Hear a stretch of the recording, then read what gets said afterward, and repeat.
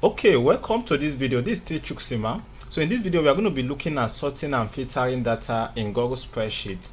Okay, so sorting and filtering data are two commands that you can use to analyze data in spreadsheet softwares. So when it comes to sorting, you can rearrange your data in alphabetical order or in ascending or descending order. When it also comes to filter, you can use it to data you don't want to present, you don't want to print out. So these are the cases whereby you might be needing sorting and filtering. So how do you apply it? So to apply sorting and filtering to your data, you need to first of all highlight the data you want to sort. Let's say I want to sort this range of data, so I will just highlight all of them. Okay, since we are sorting all the data, if I highlight only this part and apply sorting and filtering, it's going to sort and filter this data while ignoring all this, and it can actually in most cases it can affect other range of data. So if you are working with a range of data, you need to highlight all of it. So once you highlight it, you can come to data here to access the create filter.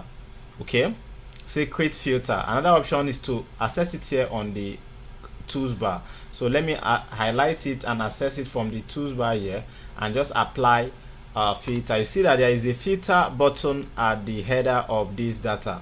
So with this filter now, we can sort this data in different ways. We can sort it based on ascending or descending, okay, from A to Z or from Z to A. So depending on what you want. Now, let's also know that when we are talking about A to Z here, it also talks about from 1 to infinity. Okay, if you are talking about number, it's going to be from 1 to infinity. If you are talking about letter, it's also going to be like from letter A to Z. Also the same thing here, it's going to count from the highest. If you are talking about number, it's going to count from highest to lowest. Okay, so this is actually how this works. So let's say we apply A to Z there. You see it's going to change, and you see here the data that is actually working with is data in the serial number, not on the student.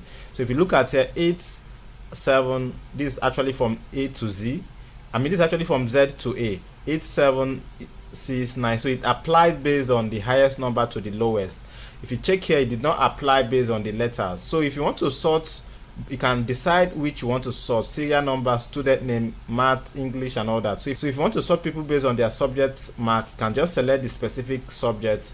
Okay, if you want to sort based on student name, you can select it here. So let's say we'll go back and sort this from A to Z. Now let's sort with student name from Z to A. You see the first letter is going to start, then till we get to the then you see that the highest letter in the list of alphabetical letters is going to start to the first letter. Okay, so this is actually how sorting applies. So let's leave it from A to Z, sorting accordingly, and it goes with its data. Okay, so if you want your data to be arranged, this is the best option to use. Now we'll see we have structured our data very well. So another thing you can do is to filter. So let's say there are some people's data you don't want to show. So in this case, let's say we filter people that score below 50. Let's say we don't want them to appear in this view of data. We can just uncheck it here. Okay, just unchecking it and clicking on OK. So any student that has 50 in English is not going to be revealing in this data. Okay, so you can actually sort that from other subjects. If you want to sort based on maths, you can do that. So here now you can see that we know people who score above 50. These are just sheet of people who score above 50. We can decide to say, okay, we want to filter people who score 50. We don't want to show people who score 50, 60. We just want to show people who score 80 in English. If you click on OK now, we'll have them. Only 2 persons scores above 50, above 70 in English. Okay, so this is basically how filter work. We can apply this both to any of the subjects. So we can also bring them back. Want to return them back, just go over and check them and click on OK. The data is going to be back. So if you filter, it's not like you are deleting the data, you're just removing it from the view. Okay, so if you go here, there are also other options that you can use to filter your data. So you can filter data also based on empty. You want to just okay, remove all the column or rows that are empty in your data view. You can do also not empty, just want to show all data or column that contains data. The other condition you can actually work with when it comes to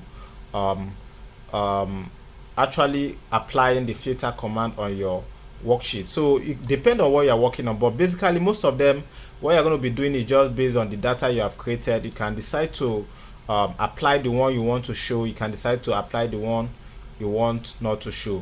That is basically it. In this case, we can remove names that want to appear and the ones that we don't want to appear. Also, when it comes to sorting, you can sort with color. That is, if you have range of colors, you can sort the one that will come first and the one that will come last. They even have option for you to sort through text color. But basically, this is how you apply filter. Once you are done sorting what you want to sort, you can simply also go over and remove it. Just click on this filter icon here. It's going to automatically remove all the filter button on your data.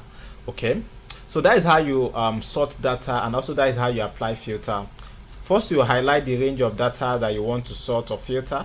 Then you apply your filter command or access it through your data menu. Okay, so basically another thing I want to talk about here is the filter view. Now the filter view is used when you want to sort data and you don't want, let's say you shared this file. If you share this file with collaborators, people are working with it remotely, and you don't want every filter you apply to that particular data to apply to the general data. So you can create a filter view. That is actually the need of this filter here. If you go to your data here, you have the filter view. Okay, the filter view is going to create your own view for you. This is only applying to this. Highlight the range of data, then go to your data, then go to create filter view.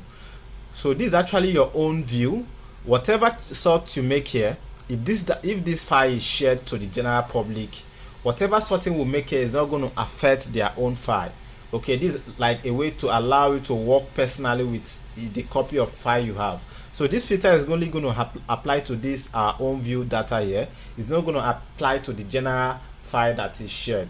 So there might be cases whereby you shared a file and working with it personally for you, you want to sort some data. So the best thing to use is the filter view. This will allow you to sort the data in your own view. But another thing you should know that if you make changes to this data, once it's shared, it's also going to affect other people's access. Okay, the data people also have there is also going to change as far as you have the admin access to make changes.